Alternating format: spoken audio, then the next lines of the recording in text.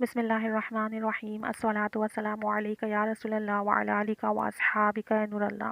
عثمان بن عفان رضی اللہ تعالیٰ عنہ سے روایت ہے کہ نبی کریم صلی اللہ علیہ وسلم نے فرمایا، جو بندہ ہر دن صبح اور شام 3 بار یہ پڑھ لے اسے کوئی شے نقصان نہیں پہنچا سکتی۔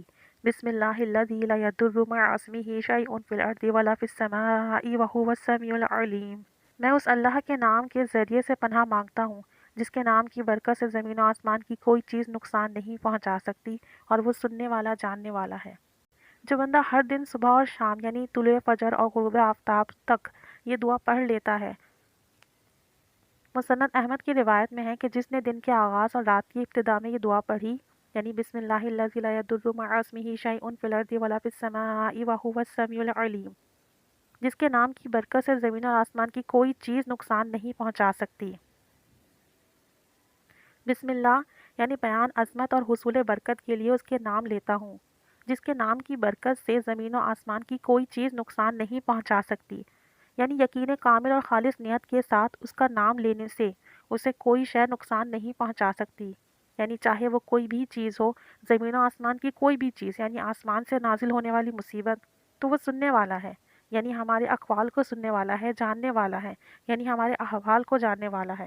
حدیث میں اس بات کی دلیل ہے کہ یہ کلمات اپنے پڑھنے والے سے ہر قسم کے نقصان کا دفع کرتی ہے، چاہے وہ کسی بھی قسم کا ہو۔ عثمان بن عفان رضی اللہ تعالیٰ عنہ سے اس حدیث کو ان کے فرزند ابان رحمۃ اللہ علیہ نے روایت کیا ہے، جن کا شمار تابعین میں ہوتا ہے۔ ابان رحمۃ اللہ علیہ فالج کے مرض میں مبتلا تھے، چنانچہ اس شخص نے جو اس حدیث کو سن رہا تھا، ابان رحمۃ اللہ علیہ کی طرف تعجب سے دیکھا۔ چنانچہ ابان رحمۃ اللہ علیہ نے ان سے کہا، کیا بات ہے، تم میری طرف تعجب سے کیوں دیکھ رہے ہو؟ اللہ کی قسم، میں نے عثمان رضی اللہ تعالیٰ عنہ پر جھوٹ نہیں باندھا، اور نہ ہی عثمان رضی اللہ تعالیٰ عنہ نے نبی کریم صلی اللہ علیہ وسلم پر جھوٹ باندھا۔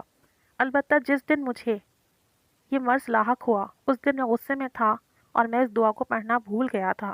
اس واقعے سے مذکورہ فوائد حاصل ہوتے ہیں کہ غصہ ایک آفت ہے جو انسان اور اس کی عقل کے درمیان حائل ہو جاتا ہے اور اسے نقصان سے دوچار کرتا ہے۔ جب اللہ تعالیٰ تقدیر کے کسی فیصلے کا ارادہ کر دیتا ہے تو تقدیر اور بندے کے درمیان حائل ہونے والی چیز کو دور کر دیتا ہے۔ دعا تقدیر کو پھیر سکتی ہے، تو اللہ تعالیٰ ہم پر کرم فرمائے، یعنی جو شخص اس دعا کو صبح اور شام 3 مرتبہ پڑھ لے گا تو وہ اس دن ہر بیماری سے، ہر مصیبت آفت بلا سے، ہر مشکل سے، ہر شر سے محفوظ رہے گا، چاہے وہ آسمانی ہو یا زمینی ہو۔ تو اللہ تعالیٰ ہمیں کامل یقین عطا فرمائے۔ بے شک دعائیں، چیزیں اسی وقت فائدہ دیتی ہیں جب ہمارا یقین کامل ہو اور نیت خالص ہو۔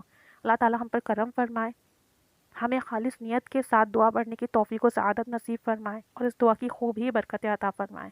آمین بجاہ نبی الامین صلی اللہ علیہ محمد صلی اللہ علیہ وآلہ وسلم۔